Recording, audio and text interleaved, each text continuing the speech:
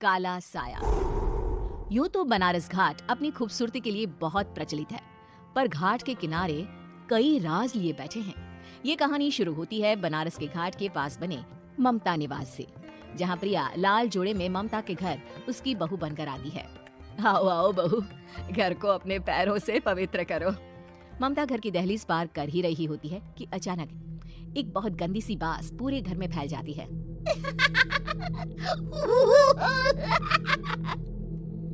ये बदबू और ये आवाजें, ये कौन हंस रहा है माँ? अब ये पड़ोसी ना हमारे थोड़े अलग से है। कहाँ हम शाकाहारी और ये मांस मच्छी खाने वाले। छोड़, तू ध्यान मत दे और गृह प्रवेश कर। और हाँ बहू, अपनी सास की एक बात हमेशा याद रखना, इन पड़ोसियों से तो कभी बात नहीं करेगी। अच्छे लोग नहीं है ये। अपनी सास की ये बात मानेगी ना बेटा? हाँ माँ, जो आपकी मर्जी, मैं उनसे बात नहीं करूंगी। अगले दिन प्रिया अपनी पहली रसोई बनाने रसोई घर में जाती है।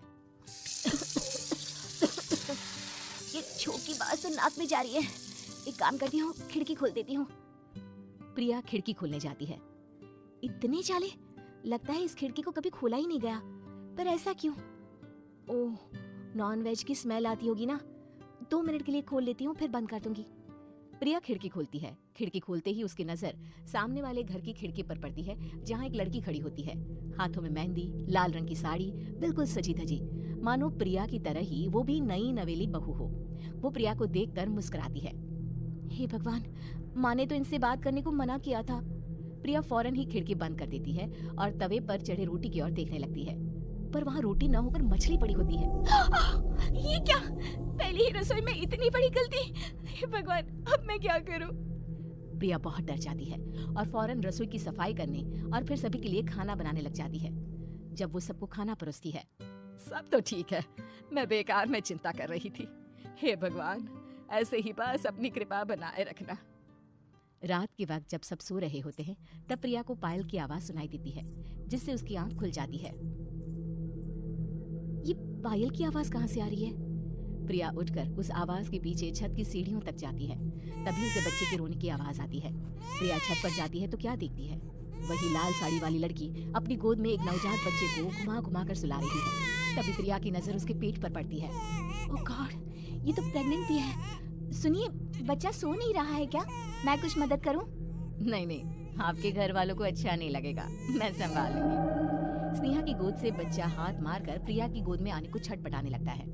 दोनों घर अगल बगल में बने होने के कारण प्रिया उस बच्चे को गोद में ले लेती है। प्रिया के पास आते ही वो सो जाता है।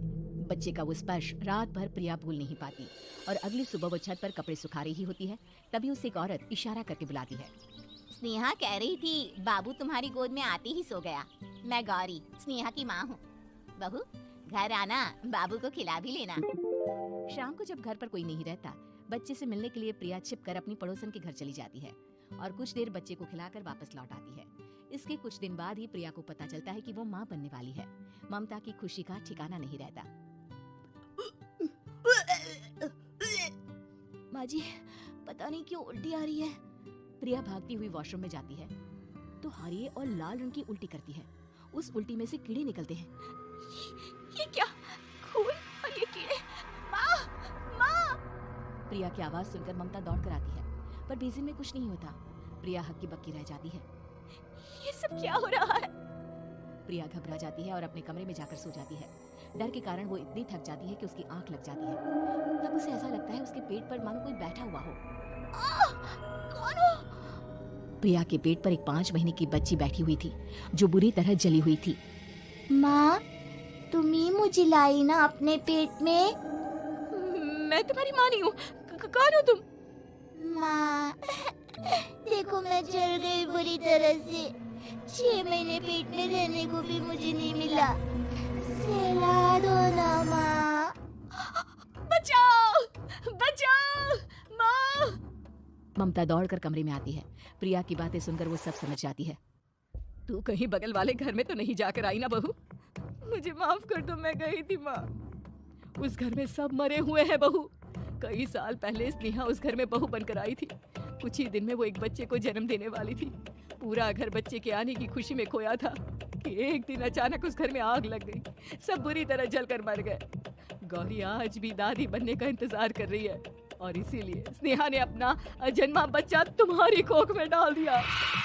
ममता ये कह रही होती है कि पीछे से उसके पैरों को एक बच्चा पकड़ लेता है। दादी दादी। माँ, स्नेहा की गोद में यही बच्चा था। ये बच्चा कौन है फिर? तेरी मौत है। तेरी भी दादी।